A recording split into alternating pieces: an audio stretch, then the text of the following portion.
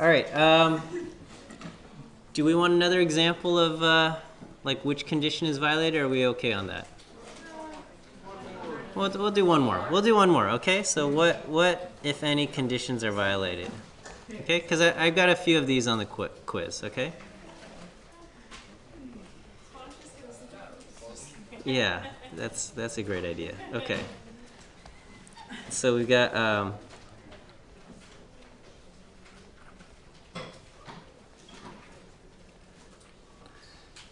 independent random, large sample,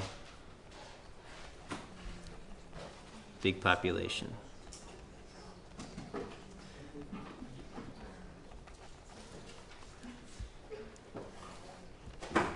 Okay, so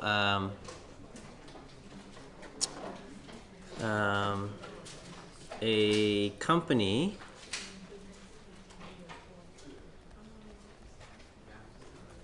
we'll say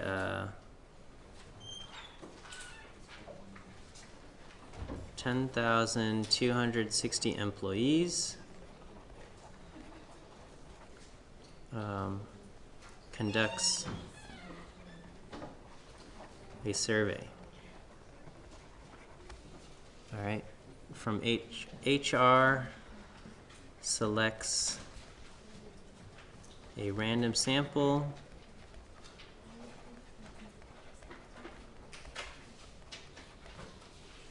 of, we'll say 650 employees. Okay, and let's see.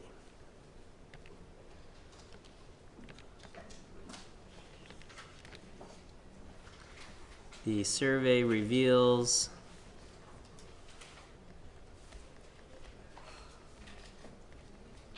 that 98.8%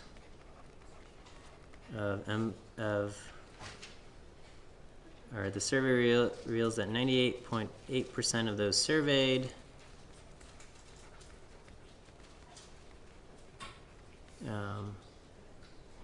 use a cellular phone.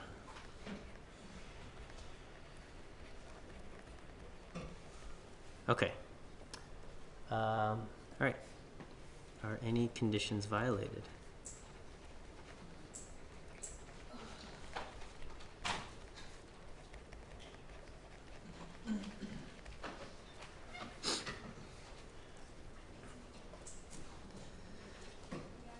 Okay, so let's go through and see which condition is violated. Okay, 10,260 employees conduct a survey. Okay, so our population is everybody in the company, right? So this is our population. Okay, what is our sample size? 650, so our sample size N is 650. All right, 650 times 10 is what? 6,500. Is our population big enough? Yes, so big population condition, that is met. Okay. What about it says right here it's a random sample. So the independent random sample condition is also met. Okay. Is our sample large enough? Let's check. Okay. So our N is 650. What's our P? 0.988. 988. Okay, 98.8%, right? So our P is 0.988. Okay, so what's 650 times 0.988? This is 642.2. So basically 642 employees. This is over 10. That part's good. Okay. 650 times 1 minus 0.988. What is that? That is 7.8, okay? So 650 times 1 minus 0.988 is only 7.8, okay? This is not bigger than 10. So both n times p and n times 1 minus p have to be bigger than 10. So this is violated. Okay, so n times p is over 10, but n times 1 minus p is not over 10.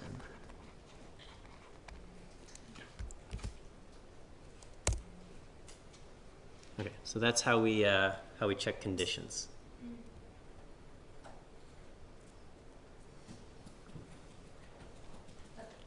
Yes. Just what it says that the population has to be at least 10 times bigger than the sample. The sample is only 650 and the population is 10,000. Never mind, I thought the other way around. Okay.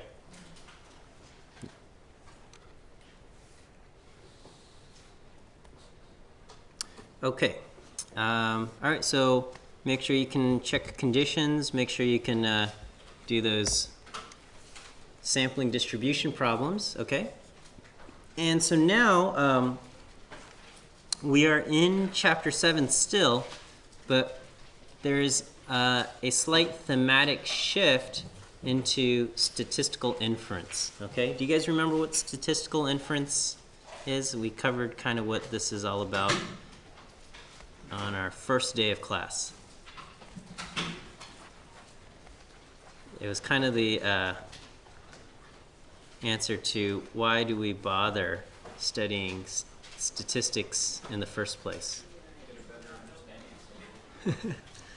Okay, to get a better understanding of the world, but in particular, what does statistics allow us to do?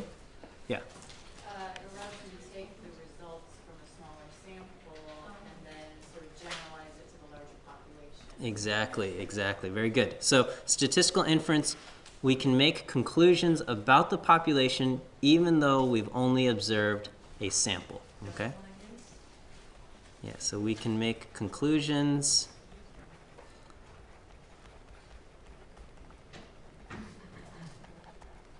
about the population even though we only observed a sample.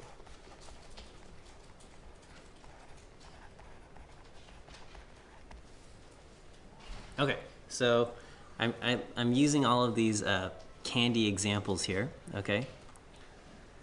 All right, so let's say this time I've got a tub of Skittles or something, okay?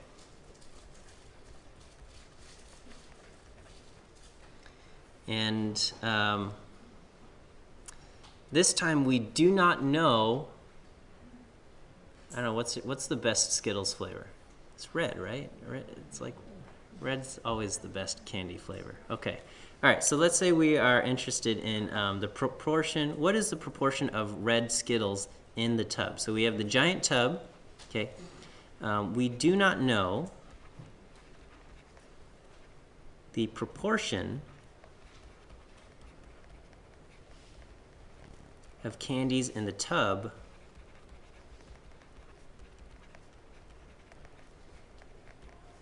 that are red. Okay, so you know, with the M&Ms, we said we had counted all of the candies prior, and so we knew exactly what existed here. Okay, so this time the Skittles, the tub is full, but we don't know exactly what proportion are red. Okay, but we're going to take a scoop out. Okay, we take a scoop.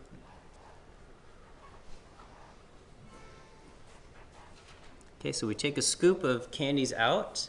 In our scoop, let's say we have 300 candies, 300 pieces. And let's say 51 are red. Okay, so this will be my X. 51 are red, and so my P hat, this is the proportion that are red, is going to be 51 divided by 300. 17% of my sample is red. Of the random sample is red.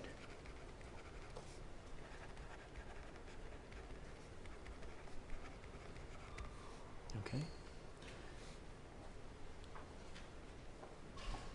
based on this, can I say anything about the proportion in the giant tub that are red? So my sample is 17% red. Does that mean my tub is 17% red? No. Could the tub be 20% red? Yes. Could the tub be 15% red? Yes. Okay. So what can I say about the proportion that's red in the tub? Huh? Nothing? Well, could the tub be 60% red? I mean, it's very unlikely for the tub to be 60% red, right? So what can I say about the proportion that's red in the tub? Something, right? Okay, so this is what we're going to try to do, okay? And we're going to try to say, well, based on what I saw in my sample, I'm thinking the tub is going to be between, and I'm making up numbers here, but we'll figure out how to get the actual numbers. We're going to say something like, I'm thinking the tub's between 13% and 21% red, or something like that, okay? That's what we're going to learn how to do, okay? And so, because currently, you know, when I took the scoop out, I got 17%. I don't know if this 17% is too high, too low, or if it's a good representation. We don't know, right? It's just a random scoop. But when the scoop turns out to be 17% red, it also tells us a few things, okay? The tub is probably something around 17% red. Could be higher, could be lower, we don't know. It's very unlikely for the tub to be 40% red or even like 2% red, okay? So we're gonna kind of try to create a range of good values here, okay? If I took a sample of 3,000 pieces and I got 17% red, the 3,000 pieces will probably give a more accurate picture than just 300 pieces, right? So when you take a bigger sample, basically you can have a smaller range, okay? So what we're going to create is what we call a confidence interval. So anyway, let me see what I have to write. 17% of the random sample is red, okay? So our so based on our sample,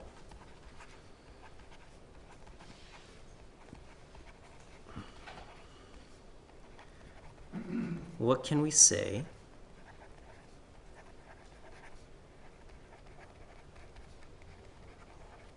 about the proportion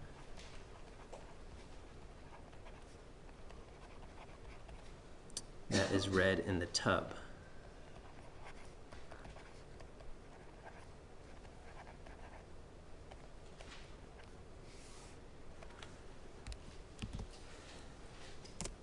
Okay, and so what we do here is we're going to create a confidence interval, okay?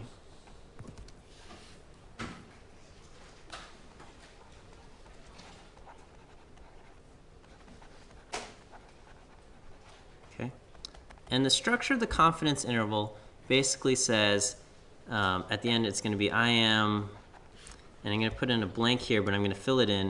I'm going to say something like I am 95% confident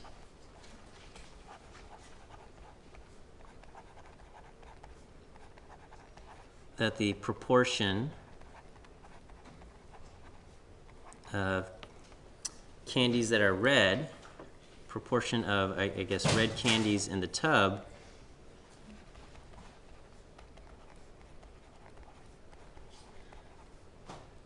is between blank and blank. Okay, and so let me just kind of figure out what those numbers should be.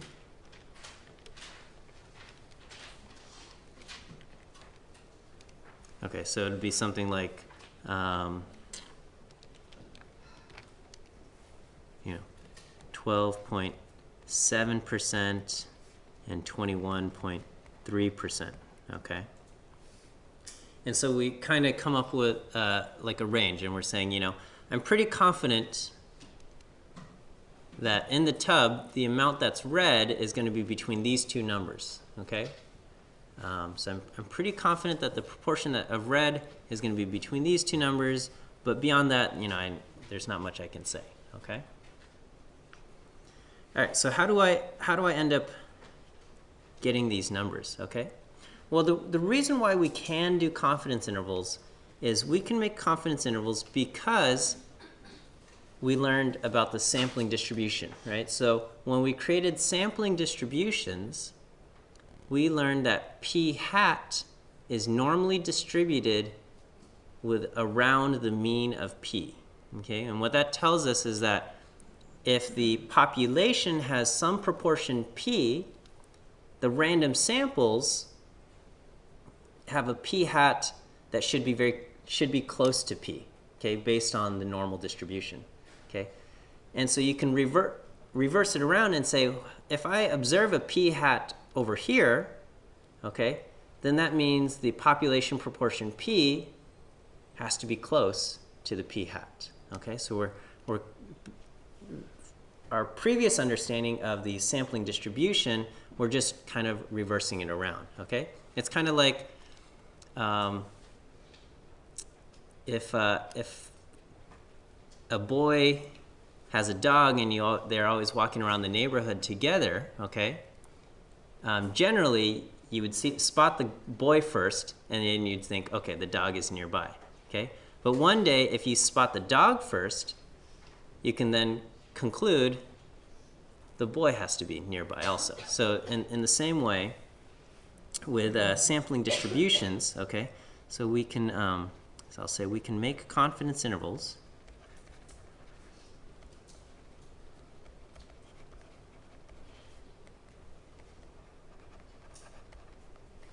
because of our understanding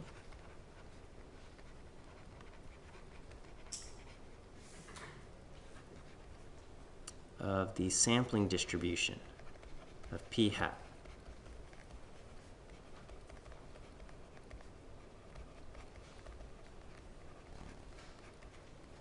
Okay, the sampling distribution tells us that p hat, okay, is normally distributed with a mean of p.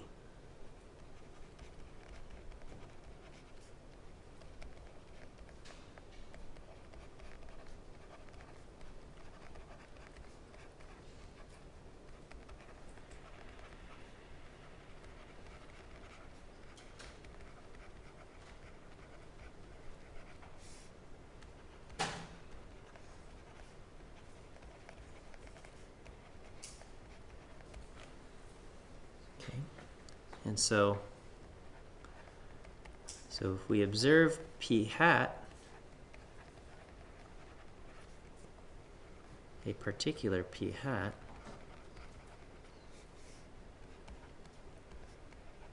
we can expect p to be nearby.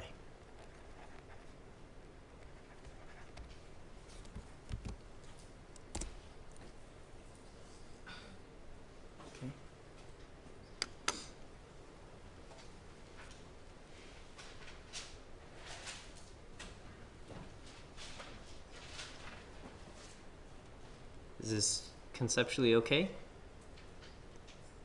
Kinda? Alright, so it'll come down to just kind of plugging numbers into an equation here in a little bit, but I just want to make sure that we're okay with this idea. And so the idea is, again, we don't know the proportion that exists in the tub or the population. We observe a sample. Based on the sample, what can we say about the proportion in the population? Okay. Do you guys remember the empirical rule? Yeah. Okay. So approximately what percentage of data is within one standard deviation of the mean? 68. Okay. And then what about two standard deviations? 95. And then three? 99.7. Okay. And so thinking of that second one, okay, if we want to get the middle 95%, if I want 95% in the middle here, where should I draw my z-scores?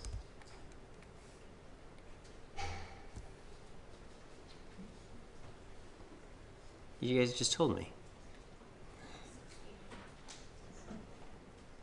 We said 95% of the data is within 2 standard deviations of the mean, right? So my z's should be 2 and minus 2, right? Okay, so it's actually, if we look this up, it's not exactly 2, it's 1.96, okay? And z is negative 1.96. So it's very close to 2, but it's just a little bit off, okay? So this is, normal distribution. So if I have 95% in the middle, how much do I have in each of these tails here? 2.5%, right? 0.025 and 0.025, okay? And so if you look negative 1.96 up in your z table, you'd find that it's 0.025, okay? All right, basically, so this tells us that 95% of the time, p hat is within 1.96 standard deviations of p, okay? Because we know p hat follows the normal distribution, so 95% of the time, p hat is within 1.96 standard deviations of the mean, p.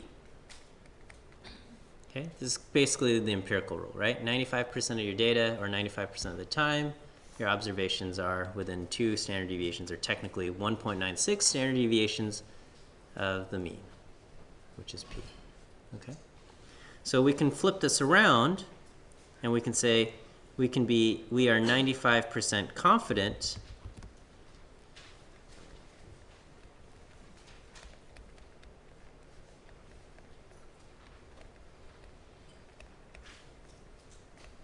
that p is within 1.96 standard deviations of p hat. Okay, so we're just flipping the sentence around. So 95% of the time, p hat's within 1.96 standard deviations of the mean. I'm just flipping this around to say, okay, well, if we see p hat, we are 95% confident that p is within 1.96 standard deviations of p hat. Okay? What is the standard deviation of our sampling distribution? Do you guys remember? We covered it earlier today. The standard deviation. Yeah, this exactly. Yeah, so the standard deviation of our sampling distribution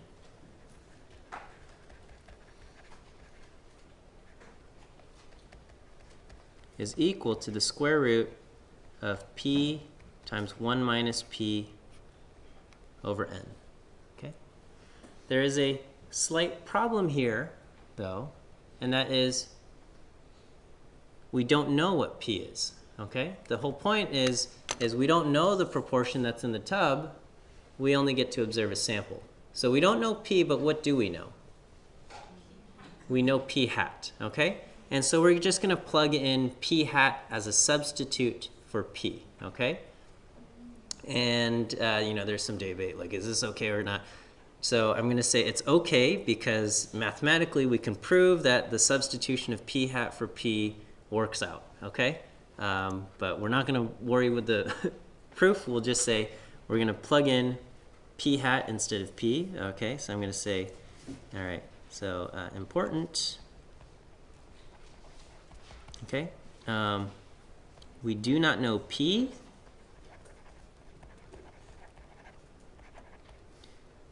So we substitute in p hat.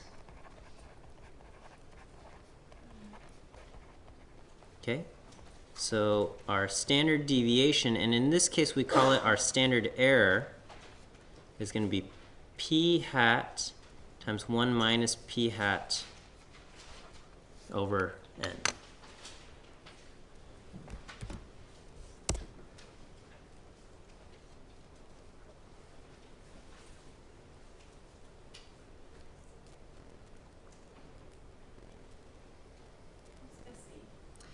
SE is the standard error. The standard error is basically the standard deviation of our sampling distribution. Instead of having to constantly say standard deviation of the sampling distribution, it's easier to just call it SE. Okay, but SE is standard error, which is the standard deviation of the sampling distribution.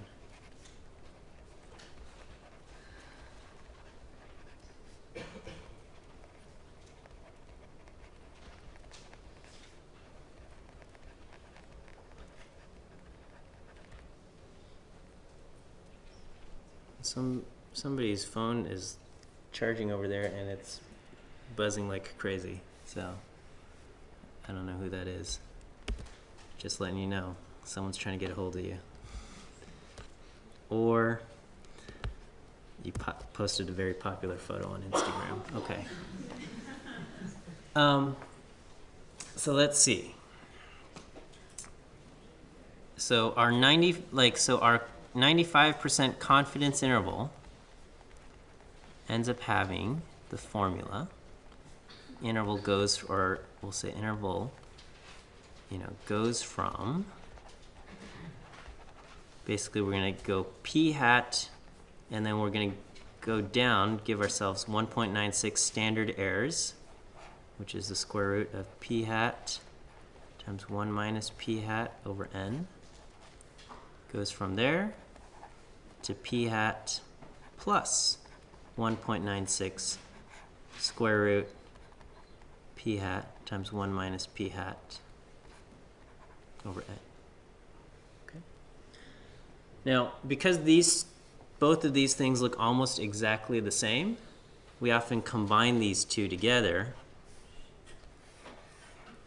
into just p hat plus minus 1.96 square root of p hat times 1 minus p hat over n, okay?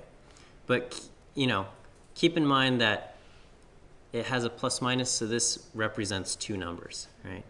Is that a times on the first one? 1.96 times the square root? Yeah. I mean, the times is always kind of understood to be there. Like, I could get rid of this dot, and it means exactly the same. But it is 1.96 times the square root, okay? But it's always kind of understood to be there. Okay, so then just this represents two values.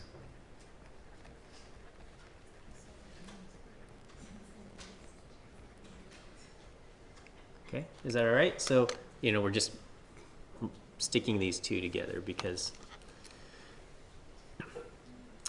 of that, okay? How did we end up using 1.96 again? Yeah, the two standard deviations, okay.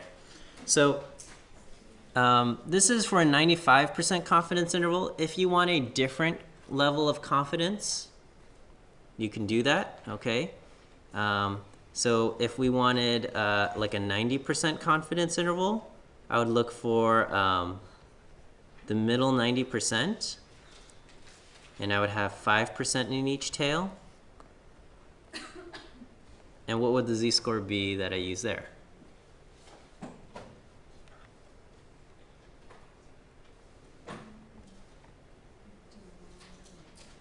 Everyone, no one's even going to try this. You're just staring at me blankly. 3.93. No, not 3.9. What are we going to do? Okay. 1.64. Yes, 10 points for Gryffindor there. So, okay. Or I don't know, what house are you in? Yeah, okay. Okay, so yeah, 1.64, 1.645. So I'm going to just give you like other values to know, okay? So this would be 1.645 or something. Okay, so values, we call these Z stars, okay? So critical values, Z star, you should know. Okay? So this next quiz, you are allowed a note card. I would say put these values on your note card or memorize them, all right? So if you want 80% confidence level, 80%, you're going to have z equal to 1.28. 90% confidence, you would have z equal to 1.645, actually, just to squeeze in a little bit more precision there. For 95%, 1.96, and for 99%, z is 2.58, okay? And you could go through and try to find other levels of confidence, but I would say these are the most common ones, and they come just straight from the normal table, okay?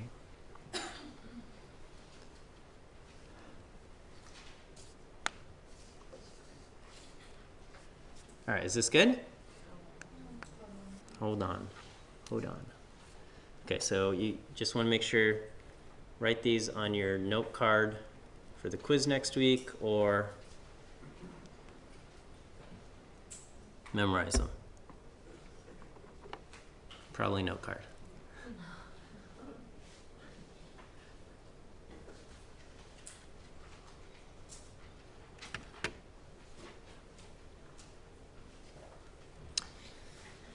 Okay.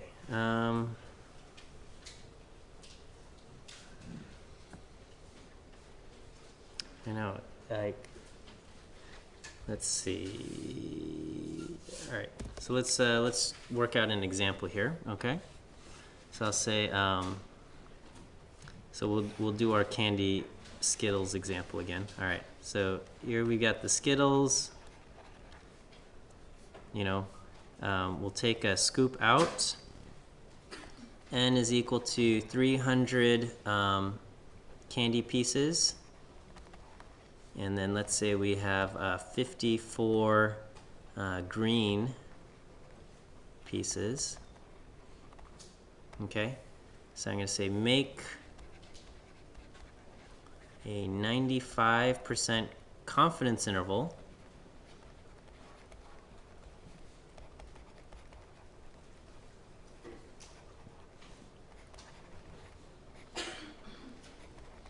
for the proportion of green pieces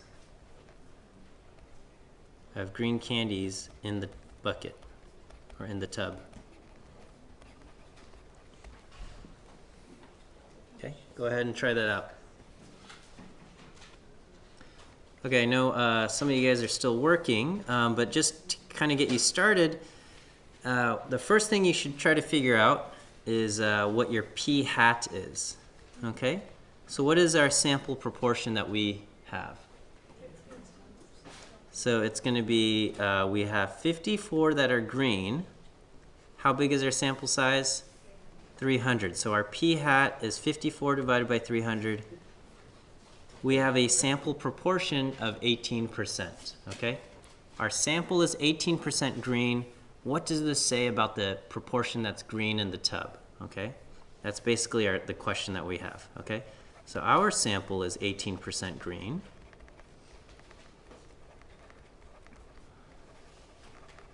Okay, what does this say about the proportion that's green in the tub?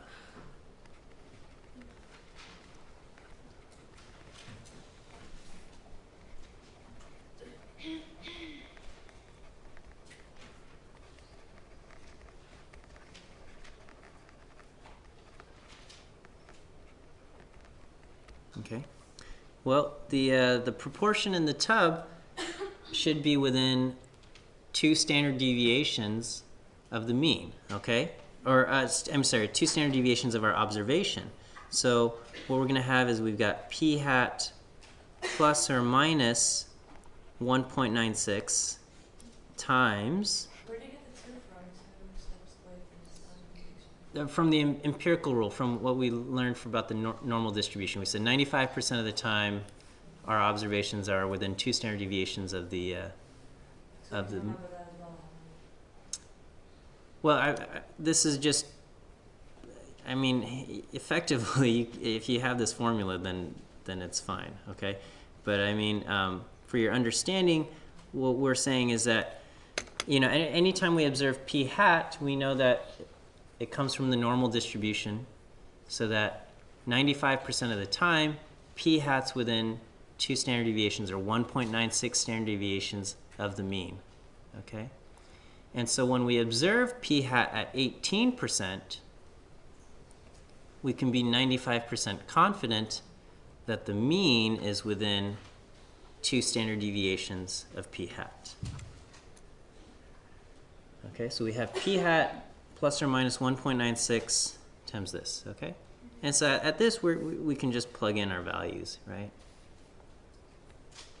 Okay, so we got 0.18 plus or minus 1.96 times the square root of 0.18 times 1 minus 0.18 divided by 300. Okay, so this is going to be 0.18 plus or minus 1.96 times, okay, so let's type this in, 0.18 times parentheses 1 minus 0.18, oops, divided by 300. Okay, I get 0.02218, and I multiply that by 1.96, and I get 0.04347. Okay, so I'm going to just have 0.18 plus or minus 0.043.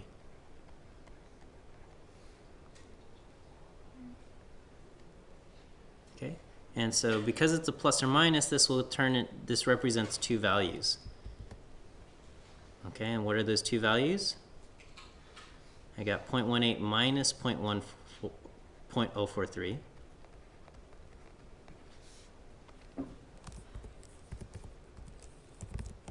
I got 0.137 to 0.18 plus 0.043, which is 0.223.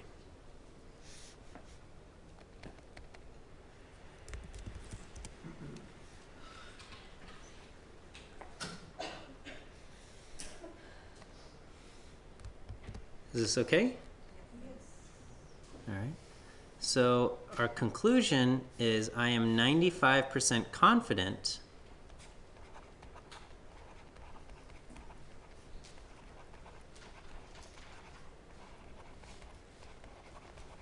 that the proportion of green Skittles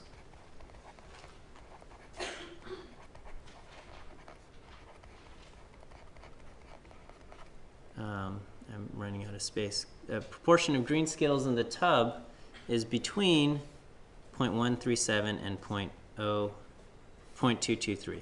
Okay. Let me just.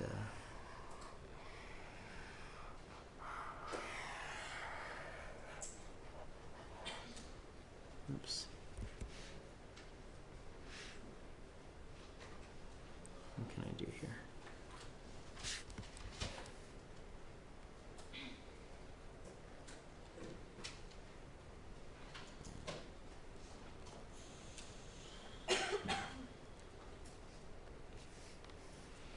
Proportion of green Skittles in the tub is between 0.137 and 0.223.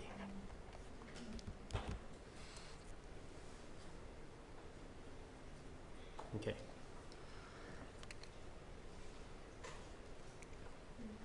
And I just want to make sure we're okay with this. Okay, and so this is the sentence we want to write. I am 95% confident that the proportion of whatever it is in the population, in this case the population is the tub, is between blank and blank. Okay? Could the proportion in the tub turn out to be 24% green? It's possible, okay? It's possible. If it turned out to be 24% green, that would be surprising to us though, because our confidence interval says we're expecting it to be between here and here. But it could be outside of that range, okay? but that result would be surprising to us. Okay. It would be in the 5%.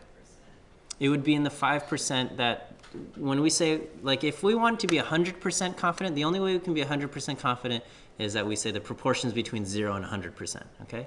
But that's not very helpful in any situation. So we're trading off some confidence by giving us a range, okay? But it's possible that the actual value is outside of our range, okay? But, okay, so let me copy this conclusion statement and then say, like, kind of things we can say based on this.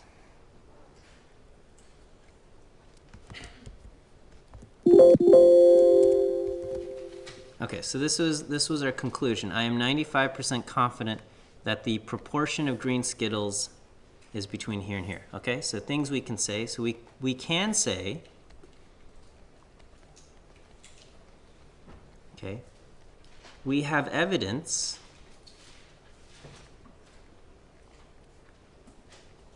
that the proportion of green Skittles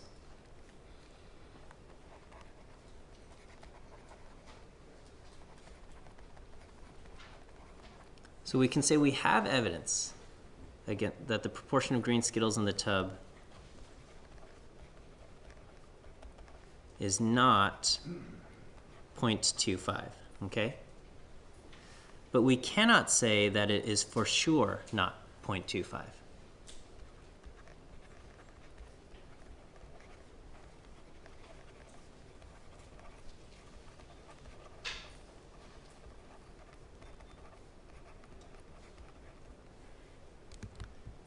Is definitely not 0.25, okay? Because it could be, but we can say we have evidence against it, right? It's kind of like a court case, okay? You can have evidence to support to prove or to show that someone is guilty, okay? But it is still possible to incorrectly convict someone, okay? So you can't say for sure something, but you can use the evidence for or against something, okay? So we can say we have evidence that the proportion of green Skittles in the tub is not 0.25, okay? And then we would say we do not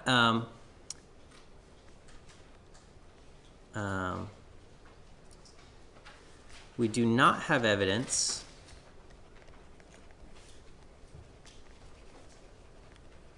against the claim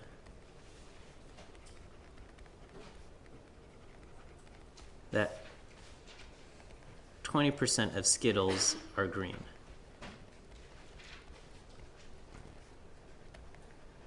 Okay? Because 20% is inside our interval, it's a plausible value. Okay? Is within the interval.